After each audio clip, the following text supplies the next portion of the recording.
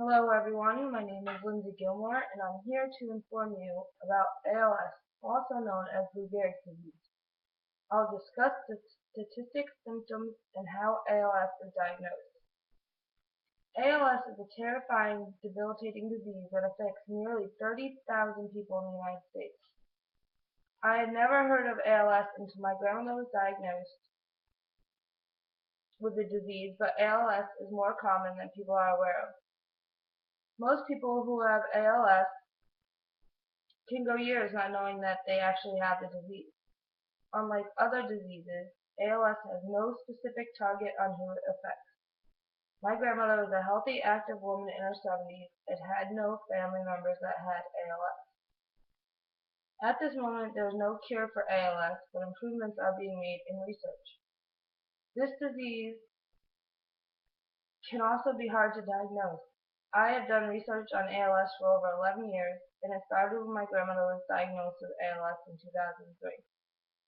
The statistics of ALS are also rare, like I stated before. ALS has no boundaries when it comes to who it affects. ALS affects every race and ethnicity. This disease can appear at any age, but tends to be present in those who are over 40. Nearly 5,000 people a year are diagnosed with ALS. Now that I have talked about some of the statistics of ALS, let's discuss some symptoms. The symptoms of ALS may be overlooked because we can attribute some of these symptoms as just getting older. ALS symptoms range from excessive falling or tripping.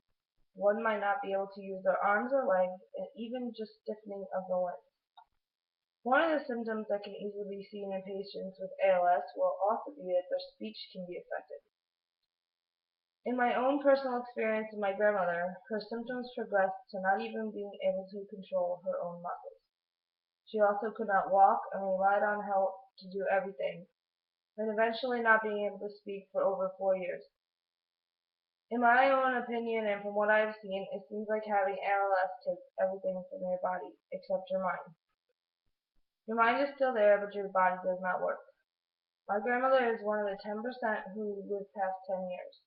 My grandmother passed away in March of this year. Most ALS patients do not live past 3 years. Now that we have covered some of the symptoms, let's see how it is diagnosed. Diagnosing ALS is a lengthy process because many tests need to be conducted to rule out any other problems that may mimic ALS. Some tests include blood and urine tests, spinal taps, and nerve conduction studies. Nerve conduction studies are done because ALS attacks the nerves, which is why ALS patients end up paralyzed. Also, an MRI can be done to look for damage.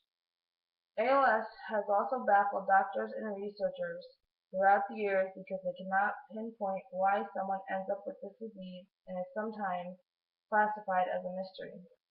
I can also relate to the diagnosing of ALS.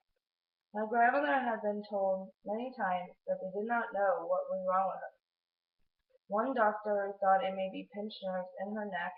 After a neck surgery, she still did not get any better.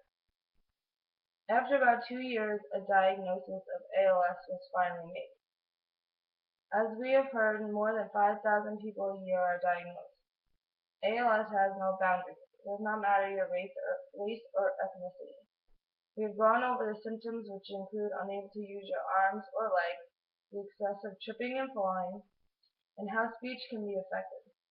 I have covered how ALS is diagnosed by MRI, spinal tap, blood and urine, and nerve conduction tests.